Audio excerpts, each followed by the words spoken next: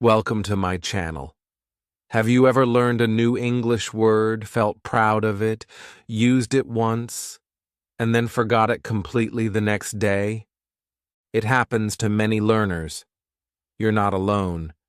But why does your brain forget English words so fast? And how can we fix it? Today, I'll take you on a journey, not with difficult theories, but with real answers, real steps, and real hope. Let's begin. Chapter 1.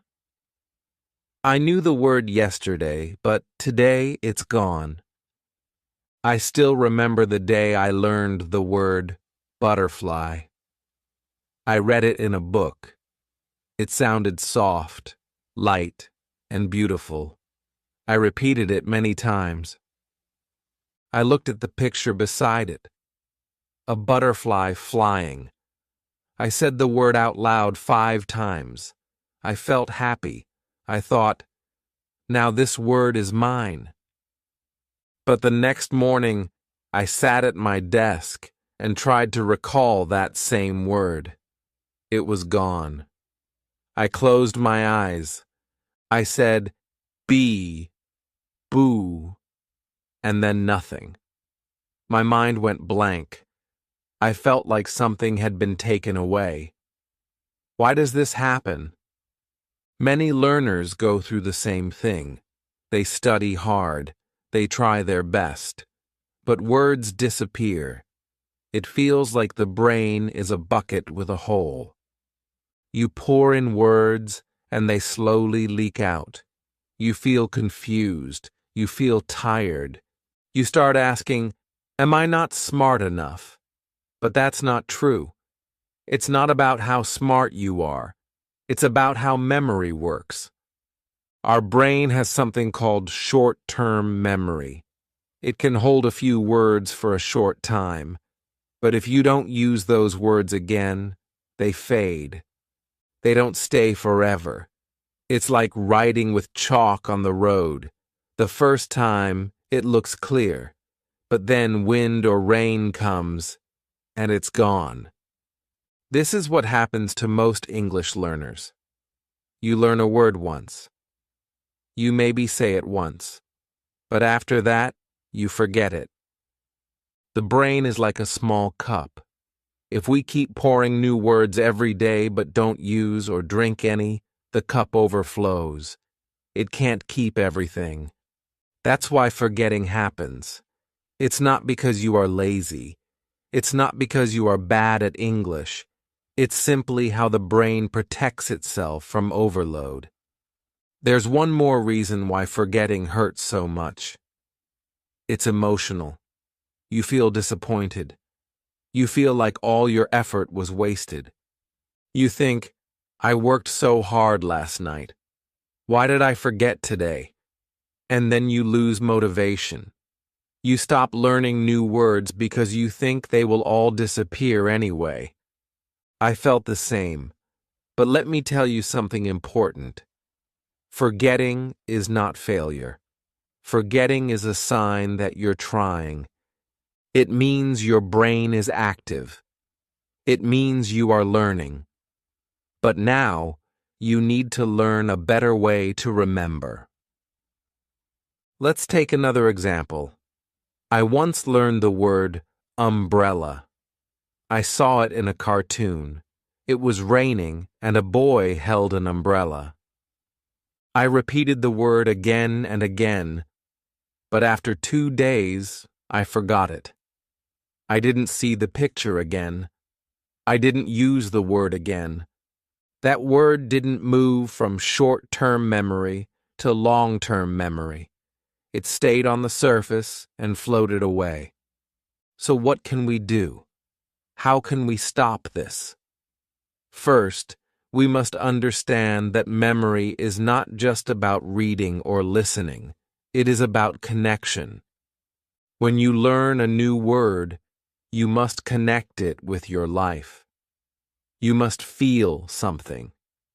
You must use it again and again in different ways. That is the first step to remembering words for a long time. You must also stop blaming yourself. You are not bad at English.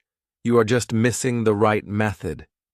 Think of learning English like planting seeds. You plant a word today. Tomorrow, it disappears under the soil, but that doesn't mean it died. It means it is growing roots. It needs water. It needs sunlight. It needs care. The more you water the seed, by using the word, saying it, writing it, feeling it, the more it grows. One day, it becomes a strong plant. One day, it becomes your word forever. So if you forgot a word today, don't be sad. That word just needs another chance. Say it again. Use it again. Give it a home in your daily life. And slowly, it will stay. In the next chapter, we will talk about the science behind forgetting. Why does your brain forget? And what can we do to help it remember better? Stay with me. The journey is just starting. Chapter 2: The Science of Forgetting and Why It's Normal. I want to tell you something that will give you peace. Forgetting is normal. It is not a mistake. It is not a weakness. It is the way our brain works. Many learners feel ashamed when they forget words. They think, maybe English is not for me. But the truth is, even native speakers forget words sometimes. Forgetting is not failure. It is part of the memory process. Let's imagine this together. Think of a bookshelf in your room. You place a new book there. At first, it looks fresh, shiny, and clean. But if you don't open it for many days, what happens? Dust. It settles quietly. Slowly, the book becomes hidden under layers of dust. You still own the book, but it's forgotten. That's how your brain works, too. If you don't use a word, the brain covers it with dust. The word is still there, but it becomes hard to find. That's why you sometimes feel like the word is on the tip of your tongue, but it won't come out. There is something called the forgetting curve. It was discovered by a man named Hermann Ebbinghaus over 100 years ago. He found that our brain forgets most new information within the first few days, unless we review it. It's like learning a new word today, and by tomorrow, you only remember half. 2 days later, you remember even less. After a week, it may be gone, not because you are weak, but because your brain is trying to save space. The brain says, if you don't need this word, I will remove it. I remember a student of mine, Arif. He was very excited one day. He said, "Teacher, I memorized 50 new English words last night." I smiled and asked him to tell me the words the next day. He came back, looked down, and said, "I only remember 10. Maybe I'm not smart." I told him, "No, Arif, you are smart, but you forgot the words because you didn't use them. That is normal. Your brain is working perfectly. Your brain is like a garden. Every new word you learn is a small seed. If you just drop the seed in the soil and walk away, nothing will happen. But if you water it, give it sunlight, care for it daily, it will grow. Memory works the same way. Words need water. That water is your use, your voice, your writing, your thinking. The more you care for a word, the stronger it grows in your mind. Many learners think they have to remember everything after one try. That is not how memory works. It's not a one-time event. It's a process. You plant the word today, review it tomorrow, use it the next day, and slowly, very slowly, it becomes yours. You begin to say it without thinking. That is the magic of memory. And that is why forgetting is part of learning, not the opposite of it. When I learned the word hope, I forgot it many times. I read it in a story and it touched me. But the next week, it was gone. I didn't see it. I didn't say it. So it disappeared. But then I used it in a sentence. I have hope for my English. I wrote it in my journal. I said it to a friend. Slowly, the word became part of me. Now, I never forget it. That is how the brain remembers.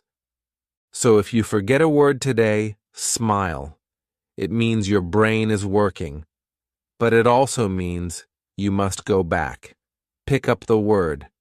Dust it off. Use it again. Speak it. Write it. Feel it. That is how you help your memory grow strong. In the next chapter, I will tell you a secret. Why repetition alone is not enough, and why emotion is the glue that helps words stick. Stay with me. Things are about to get exciting. Chapter 3. Repetition without emotion doesn't work. Let me tell you something that might surprise you. The real reason you forget English words? You didn't feel anything when you learned them. Yes, you repeated the word. You wrote it down 10 times. You looked at it on a flashcard. But your heart was not there. And when your heart is not involved, the brain does not care.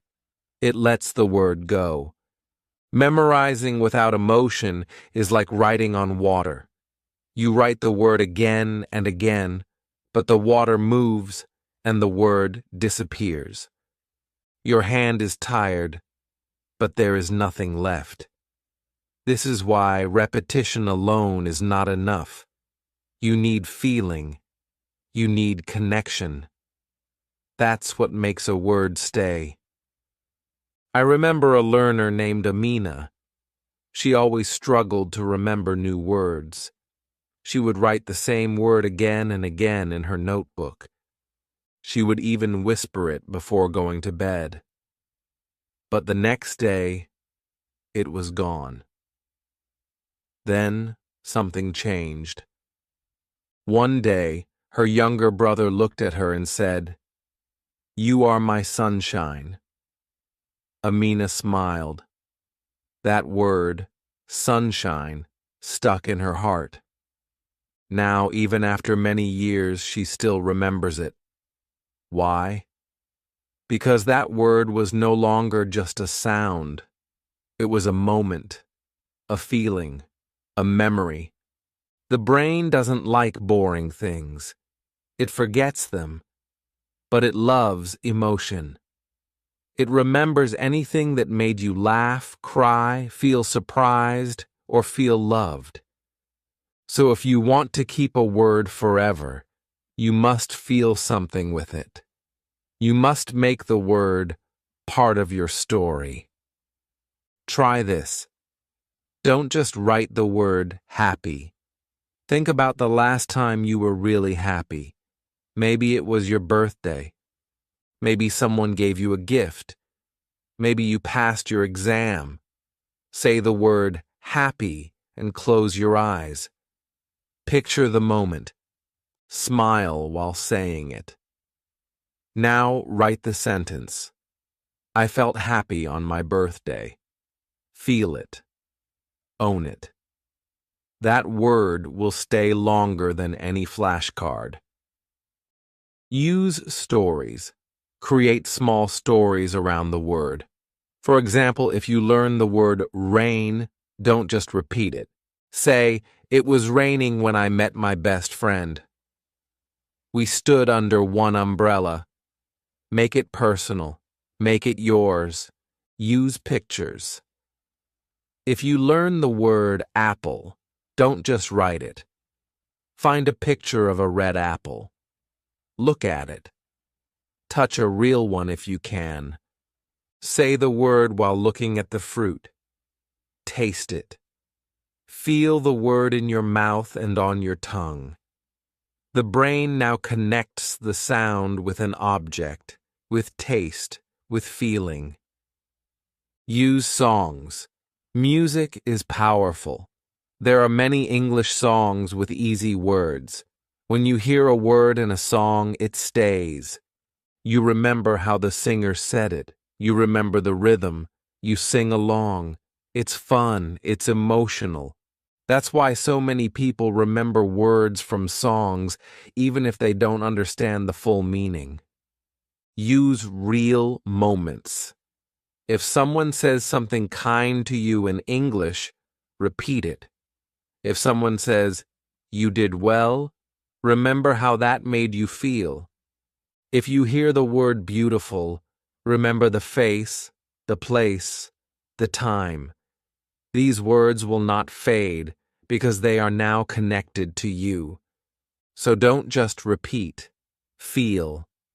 If the word hope means something to you, let it enter your heart. Say it while looking in the mirror. Say it when you are feeling low. Say it when you need strength. That's how hope becomes yours forever. You don't need to be perfect. You just need to be real. Your brain wants to remember things that matter. So make your words matter. Give them life. Give them meaning. In the next chapter, I will show you how to take a word and move it from short-term to long-term memory using simple tricks.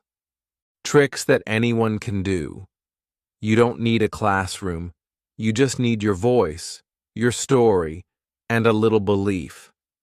Stay with me. We're just getting started. Chapter 4. How to store English words in long-term memory. Now it's time to talk about how to keep words forever. Not just for a day, not just for a test, but forever.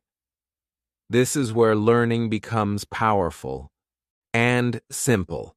The secret is, use the word again and again, but in different ways. The brain likes variety. It remembers what you do often and what you do with emotion. So how do we do that? Let's say you learn a new word. Chair. If you only write chair 5 times in your notebook, that word might not stay. But if you use it, speak it, see it, touch it, and play with it, your brain says, "Yes, this is important. Let's keep it." One powerful method is shadowing. This means you listen to a sentence in English and speak it at the same time. You copy the speaker. You follow their voice. If they say, "This is a chair," you say, "This is a chair." It's like dancing with words. When you shadow, your mouth, your ears, and your brain work together. You build muscle memory. Just like when you learn to ride a bicycle, your body remembers. You don't need to think. It becomes natural. Another method is storytelling. Create a small story using your new word. For example, the word chair can be in a funny story. I sat on a chair. The chair broke. I fell. Everyone laughed.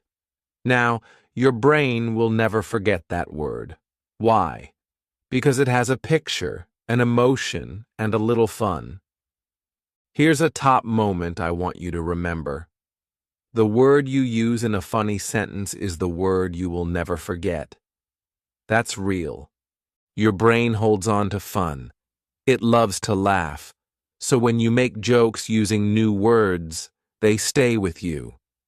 You can say something silly like, "My pencil is dancing on the table," and suddenly pencil and table become unforgettable. Another easy trick is talking to yourself. Yes, it sounds strange, but it works. Look around your room and name things out loud in English. This is my bed. That is a window. I am sitting on a chair. You are not just thinking, you are speaking. That's when your brain starts recording. You can also say what you're doing. I am opening the door. I am drinking water. These are real moments. The words stick because they are part of your life. Writing also helps, but not boring writing. Write about your day in simple English. Use the words you learned. For example, today I sat on a chair and read a book. The chair was blue. These are small sentences, easy sentences, but they are powerful because they come from your real life. You can also use sticky notes. Write new words on small pieces of paper. Stick them on things in your house. Write mirror and stick it on the mirror. Write door and stick it on the door. Every time you see the word, you remember it. You are living inside a classroom. Your home becomes your teacher. And remember this, practice doesn't make perfect. Practice makes permanent. If you use the word many times, it becomes permanent in your brain. You don't need to think.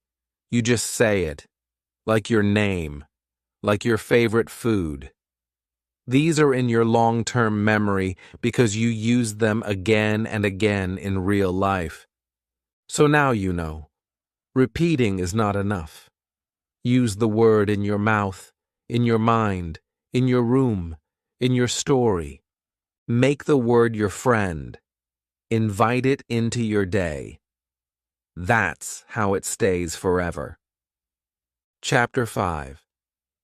Stop memorizing and start using the words.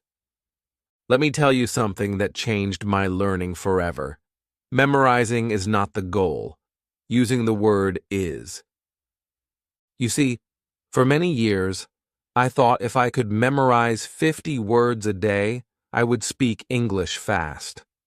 I made long lists.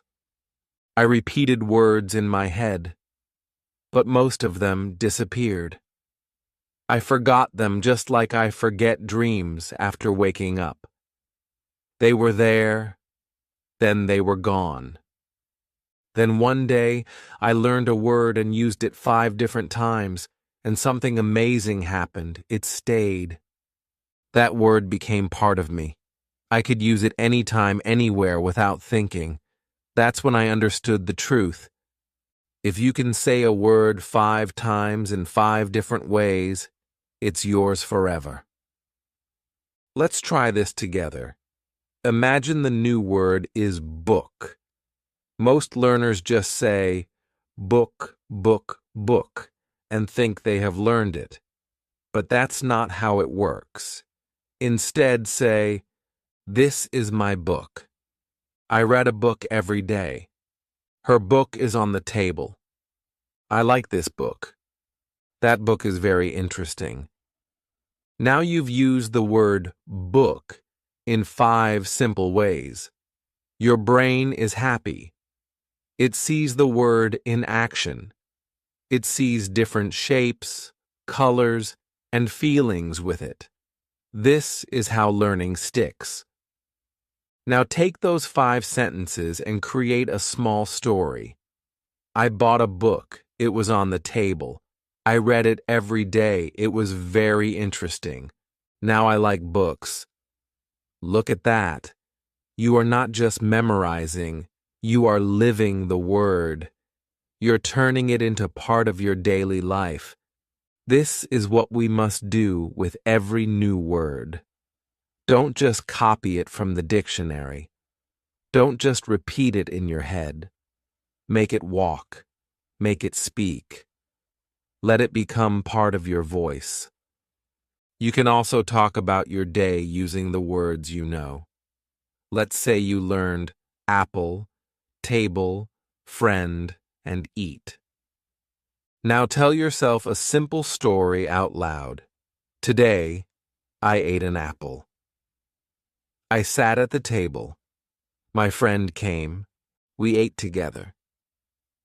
These are not big or fancy sentences, but they are yours, they are real, and they help you remember. Another trick I love is what I call mirror talk. Stand in front of the mirror and tell your day in English. Use all the new words you've learned. You can say, "Hello, today I woke up. I brushed my teeth. I ate breakfast.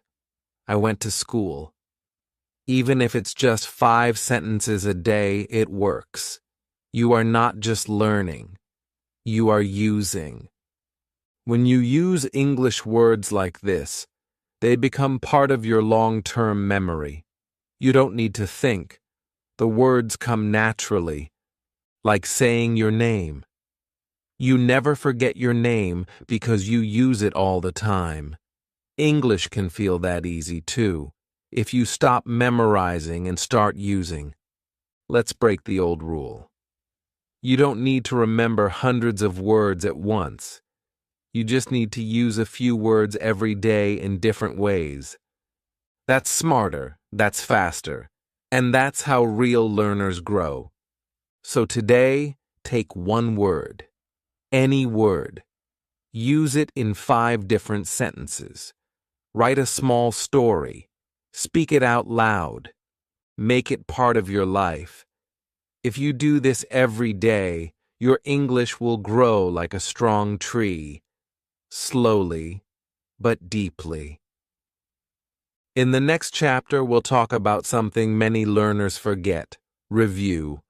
We'll learn how to go back, how to check, and how to lock words into your memory like a treasure chest. You won't want to miss it. Keep going. You're doing better than you think. Chapter 6. The Power of Review. Why you must go back. Let's be honest. We all want to move forward. We want to learn new words, read new lessons, and take the next big step. But here's the truth no one tells you. If you don't go back, you won't go far. That's right. Review is not a step back. It's the secret to moving forward with power. Forgetting is natural. It happens to everyone. But reviewing is powerful. It gives you control. When you review, you are telling your brain, "This word is important. Keep it." And your brain listens. The more you go back, the stronger your memory becomes. I want you to imagine something simple. Think of your English learning like a small garden. You planted a new word yesterday. That word is a seed. But what happens if you never water it? It dries up. It disappears. You lose it. But if you check it after 1 day, give it water, check again after 3 days, and again after a week, it grows. Slowly, quietly, strongly. This is called spaced review. It's easy to remember: 1 day, 3 days, 7 days. Review the word after 1 day, then again after 3 days, then again after 1 week. Just these small steps can change everything. You don't need to spend hours. Just 5 minutes to look at old words. Say them. Write them. Use them in 1 new sentence. That's enough. I once made a small calendar on my wall. Every time I learned a word, I wrote the date. Then I marked day 1, day 3, and day 7. On those days, I reviewed the word. I didn't learn new words until I checked the old ones. And slowly, those old words became my strong words. They never left me. Here's a simple trick you can do today. Review your words in the morning, then speak them at night. This is powerful. When you review in the morning, your brain sees the word again. It wakes up the memory. Then at night, when you say the word aloud, the brain says, "Yes, I remember this." And when you sleep, something magical happens. Spike moment. When you sleep after review, your brain locks the words inside like a treasure box. The brain moves the word from short-term to long-term memory while you rest. It's like putting the word in a safe place while you dream. Make reviewing fun. Don't just read the word. Use it. Draw a picture. Tell a friend. Make a sentence. Even one review makes the word stronger. The more ways you review, the more doors you open. Let me give you an example. I learned the word river. I said it once and forgot it. But then I made a sentence. The river flows near my house. I looked at a picture of a river. I watched a video of a river. I wrote a small story. I walked by the river. It was calm and blue. Then, on the next day, I reviewed. I read the sentence again. 3 days later, I said it aloud. 1 week later, I told the story again. Now, that word is part of me. I will never forget it. So remember, review is not boring. It is the most powerful step. It's where learning becomes permanent. It's how your brain builds strong walls, strong rooms, strong memories. And most important, don't feel scared if you forget. It's okay. That's why we review. To find the word again, to give it life again. Review is how we win against forgetting. In the next chapter, we'll break another big myth. Learning many words is not the goal. Learning fewer words, but learning them deeply, that is the smart way. Stay with me. The next part is important. Chapter 7. Learn fewer words, but learn them better. Sometimes we think that fast means better. We want to learn 100 words today, 200 tomorrow, and speak like a native in 1 month. But real learning is not a race. It's a journey. And here's something I want you to remember for life. Learning 10 words deeply is better than memorizing 100 words quickly. This is not just advice. It is the truth that changed my learning forever. Let me tell you a short story. There were 2 students, Sarah and Omar. They both wanted to improve their English. Sarah said, "I will learn 100 words today. I have a big list." She wrote and repeated all the words. The next day, she remembered only 10. The rest were gone. Omar did something different. He said, "I will learn just 10 words, but I will use them, speak them, feel them." He made sentences. He wrote a small story. He looked at pictures.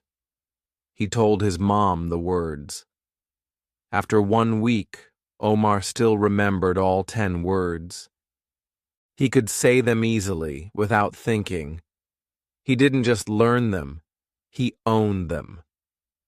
Spike moment. If you can't use a word, you don't own it.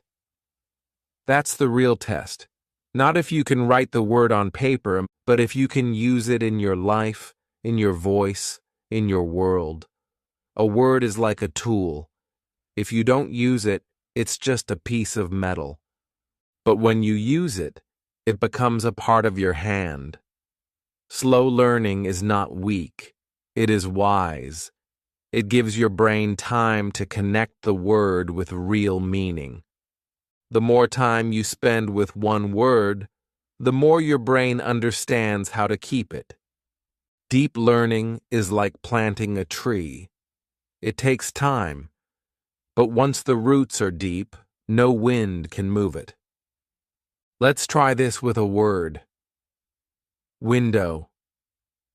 You can just write the word 10 times and forget it. Or you can do this. Say, the window is open. Say, I look out the window. Say, there is a bird near my window. Say, I cleaned the window today. Say, I love the sunshine through the window. Then look at your own window. Talk about it. Take a picture. Draw it. Write a short story about a window. Now the word window is not just in your mind. It's in your home, in your story, in your life. You have learned it deeply. Many learners feel tired because they try to do too much. They see big word lists. They feel pressure. But pressure kills progress. Go slow. Learn 5 words a day, or even just 1. But go deep. Use each word in 5 different ways. Review it. Speak it. Write it. That is powerful learning. You don't need a big vocabulary to speak English well. You need a useful vocabulary. Words that live with you. Words that you can use anytime. That's what makes your English strong. And when you feel jealous of someone who knows many words, don't worry. They started small too. Every strong speaker was once a beginner. The difference is, they didn't rush. They built one brick at a time, and that made a strong wall. So today, slow down. Choose 5 words. Learn them like they are your best friends. Talk to them. Play with them. Invite them into your story. That's how you grow with peace. That's how English becomes part of you. In the next chapter, we will go even deeper into your connection with words. We'll talk about how to feel the word, how to make the word yours, and how emotions can turn a simple word into a forever memory. You don't want to miss it. Let's keep going. Chapter 8. Make the words yours. Speak, write, feel. This is the moment where everything begins to change. This is where you stop learning English like a school subject and start living it like your own language. Because now, it's not just about remembering words. It's about feeling them. It's about making them yours. Many learners know the word sad. They see it in books. They hear it in movies. But they still forget it. Why? Because they never felt it. They never used it with their own heart. But the moment you say, "Today I feel sad," something happens. That word becomes real. It connects to you. It becomes part of your story. And that's the kind of word your brain never lets go. I remember the first time I said the word hope. It was not from a lesson. It was not from a textbook. It was from a journal I wrote during a hard time in my life. I wrote, "I have hope." Just 3 words. But they were mine. I felt them. I meant them. I said them again the next day. And now, years later, I still remember them. That is the power of emotion. The words you feel are the words you keep. not the ones you memorize, not the ones you only hear, the ones you feel in your chest, in your voice, in your tears, in your laughter. So how do we do that? It's simple. Start speaking from your own life. If you learn the word happy, don't just say, happy means joy. Say, I am happy because I passed my exam. Say, this song makes me happy. Write it in a message to a friend. Draw a smiling face. Dance if you want. Feel it. If you learn tired, don't just copy the meaning. Whisper to yourself, I feel tired today. I worked hard. If you learn friend, think of your best friend. Say, my friend is kind. My friend helps me. These words now have roots. They live in your memories. They live in your feelings. Writing also helps. Start writing small sentences about your life. Not big or difficult ones, just honest ones. I am sleepy. I love pizza. It is raining today. These are your feelings, your day, your world. English becomes personal, and personal words stay forever. Another beautiful way to connect with words is through voice. Speak out loud. Talk to yourself. Say how you feel. Say what you see. Say what you remember. When your voice meets your feelings, your brain listens. It remembers. Even music helps. If you hear a song with the word love, and that song reminds you of someone special, you will never forget that word. Because it has emotion, it has your story inside it, and when you don't feel anything for a word, don't force it. Wait. Use it later. Wait for the moment when it becomes real for you. That's when it will stay. You see, language is not just in the brain, it's in the heart. That's where it grows strongest. That's where it finds a home. So today, I want you to choose one word, just one, and ask yourself, how do I feel this word? Say it, write it, live it. Make it yours. Don't just learn English. Feel English. That's how it becomes your language. In the final chapter, we're going to take everything we've learned and turn it into a simple, powerful fix that you can use every day.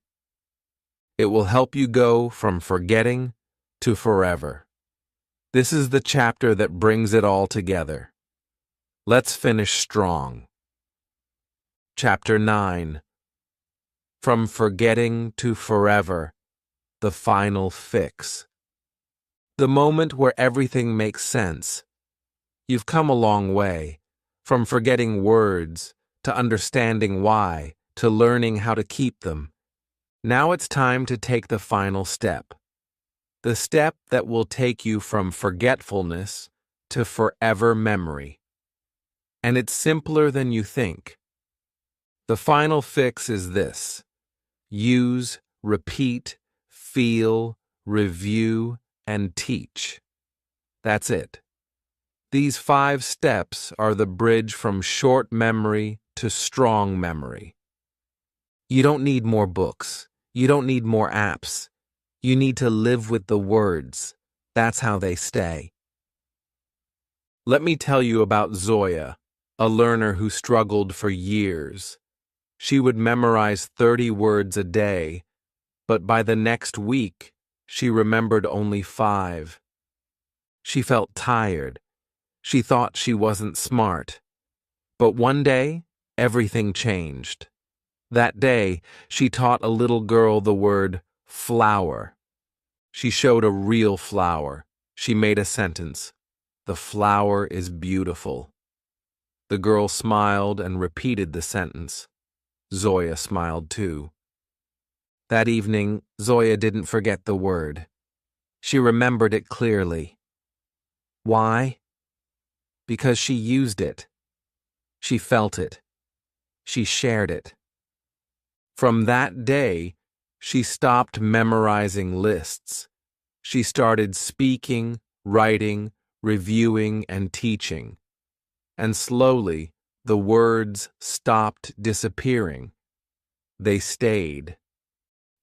You forget words because you didn't use them in your life. Use them, and they become a part of you.